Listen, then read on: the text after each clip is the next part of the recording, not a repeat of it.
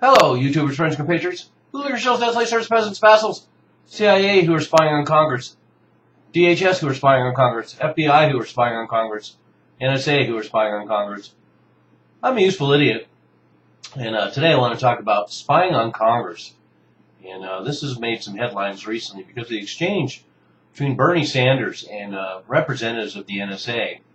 And when he asked about whether they were spying on Congress, they gave a rather vague answer, and it was the fact that congressmen are protected by the same privacy rights that the U.S. citizens provided, which, of course, is none. So rather interesting. So Bernie Sanders has come to the conclusion that they are spying on all members of Congress, and that's a pretty fair assessment. We live in an era now where every single device out there has a bug in it. Every single computer has a backdoor in it, and everyone is spying on everyone else. And this gets confirmed more and more every day. And so now we have the revelation, the supposed revelation, that congressmen are being spied on. And I know most congressmen have probably assumed all along they've been spied on. And we have a history of this going back probably far before it was even documented, but we certainly have the Hoover era, when Hoover was known to keep a dossier on all sorts of enemies and political enemies in order to blackmail. So this has a time-honored tradition, certainly in the 20th century in the United States. And then as all the articles that are coming out right now are pointing out, we have a lot of recent history to show that through the 60s and through the 1970s, Martin Luther King was spied on, Muhammad Ali was spied on, New York Times writer Tom Wicker was spied on, Washington Post humorist Art Buchwald was spied on, and more importantly, Senator Frank Church and Senator Howard Baker were spied on, two congressmen. So we have an example, a glaring example of a congressman being spied on. Incidentally, Frank Church is the one I've referred to numerous occasions who had a number of hearings on NSA spying back in the 70s, so no surprise he would end up being a target. And then we have House Representative Jane Harman under the Bush administration, who was caught up in a dragnet eavesdropping on some Israeli agents. And so there was another example of a congressman's communications being intercepted by the NSA. And then historically we have the Minaret system, a watch list that was created under LBJ, continued under Nixon. This program was called Minaret.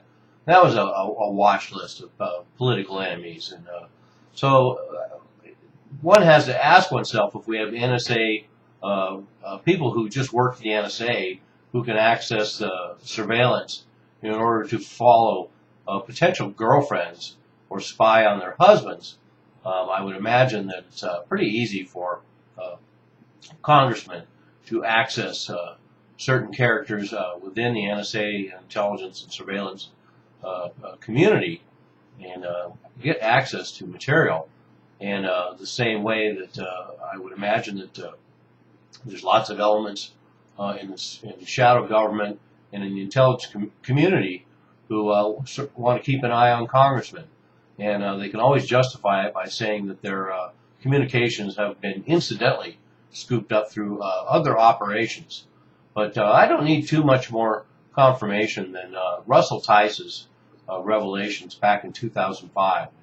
He came out and said that from his own experience and those he worked with, he found out that the NSA was spying on high-ranking military officers, members of Congress, both Senate and House, and especially on the Intelligence and Armed Services Committees, the judicial system, lawyers and law firms, State Department officials, executive services in the White House, anti-war groups, U.S. and international companies, banks and financial firms, and NGOs, non-government operations like the Red Cross.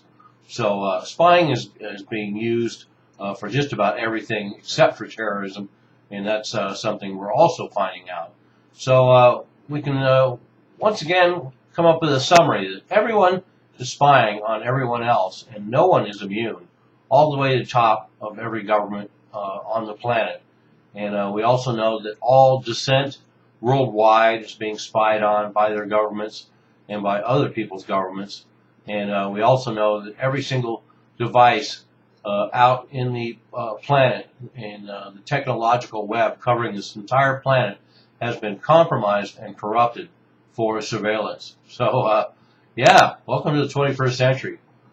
And wow, what a shocker, huh? Congress is being spied on too.